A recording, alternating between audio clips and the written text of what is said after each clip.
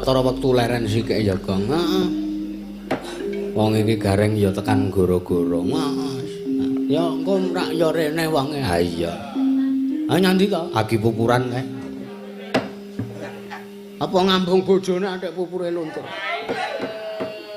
Bojone sing ndi sik? Tak takon. Hah? Bojo asli lah. Bojo asli ning transit ora melu rene. Ayo marune. Iya. Heeh, matur nuwun iki isih ditunggoki karo dulur-dulur. Iya. Ayo nek kene iki pancen ngono kuwi, Gong. Piye? Kowe mayang ning daerah kene ora kena ngresula, luwih iki omahmu dhewe. Heeh. Kepepete yang ini ora ana sing nonton kuwi ora apa-apa. Ayo. Daerah kene iki limbukan rung rampunge bubar. Iya ora apa-apa. Heeh. Ning wondene iki disekseni karo wah penontone isih akeh. Heeh. Wong Jayengan tok nontone. Lah ora apa disyukuri alhamdulillah. Heeh. Nek ning desa liya kuwi ning Piyai Jayengan kuwi nek wayah yah mene iki dosare ngaso. Heeh. Ning iki padha tirakat kandhane to. Iya, dungane ya, Gong. Heeh. Muga-muga rezekine warga masyarakat nggone dhewe sak wetengene awake dhewe ora lokak malah kebak. Amin. Mergo iki ya nuwun sewu tenan. Ya bloko tenan, Gong. Piye? Awake dhewe sambatan. Sing disambat ora mung kanca-kanca ansor laras ning tangga tewaro sanak kadang kiwa tengen ki ya awake dhewe nyambat. Heeh. Mula sesuk kudu ngaturke panuwun tenan kowe. Siap to? Iya. Santai wae perkara kowe diperhatekke. Iya. Nek tamu kae to ya ayo dipethukke kok ora.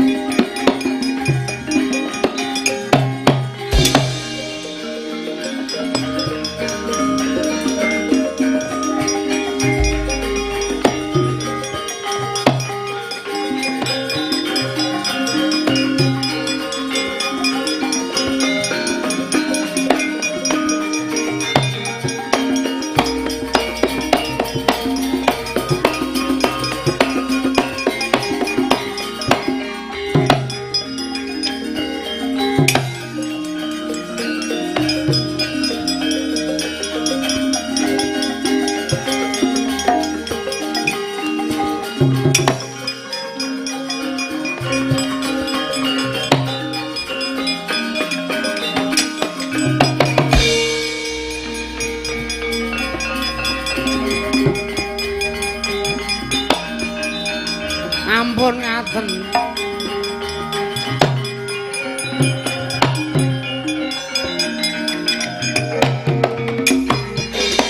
Oh. Permara remang swamya ngambrengan. Oh, kadi karenaning aswase. Yen neng marga malagung tumiring sang kandha wastrat mojo leng-leng laluang ngulati surya mangrang sang wayah belgek sadulita nuwun sewu kisana panjenengan rawuh teng pendopo pedukuhan Karang Kadempel nuwun sewu kula dereng manut dereng tepung karo sampeyan mbok kula nyuwun dawuhe panjenengan ki piyai saka ngendi sinten asmane iya bos sampeyan ki sapa terus wong ngendi Joko apa Duda?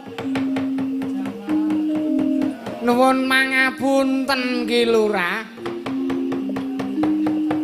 Mbok bilih jengandika nggih panjenengan Sang Ki Lurah Semar Badranaya. Sudi mestani dhateng jasad kula. Kula pun sabda pailun. Sinten? Sabda pailun. Sabda paintu. Sabda pailun. Sabda pailun, Pak. Nggih. Sabda pailun. Nggih. Lah nuwun sewu. Panjenengan menika sinten? Kula niki abdine Sinuwun Prabu Salya. Ngaten. Abdine Sinuwun Prabu Salya ing Mandaraka. Nggih. Lah nggih umur kaya kula ngeten iki nggih ajeng nderekke sinten ngaten. Ya nggih. Niku Ki Lurah Bagong. Heeh, Mbah. Nggih. Matur nuwun wis rawuh rene arep omeng sambatan. Mboten napa-napa, ora apa-apa. Kula ki ndagel ora dibayar mboten napa-napa, udit kula mon sugih. Heeh, nggih. Mboten napa-napa, ampun nggih. Nuwun sewu. Kiai Sabda Pailun wonten dawuh. Sampeyan rawuh mriki niku wigatine napa? Niki niku diutus Sinuwun Prabu Salya. Nggih. Kula kinen matur ngersanipun para Pandhawa ning kula mboten mboten pripun. Napa niku? Kula mboten tekan karep kula niku. Mergo kula niku ngrumangsani, Pak. Kula niku ngrumangsani Mas. Kula niku mung kawula cilik ngoten. Dadi umami ora anune sapa, Mbah? Niku lho ajeng matur teng Pandhawa niku mboten derajat kula niku mung kawula cilik.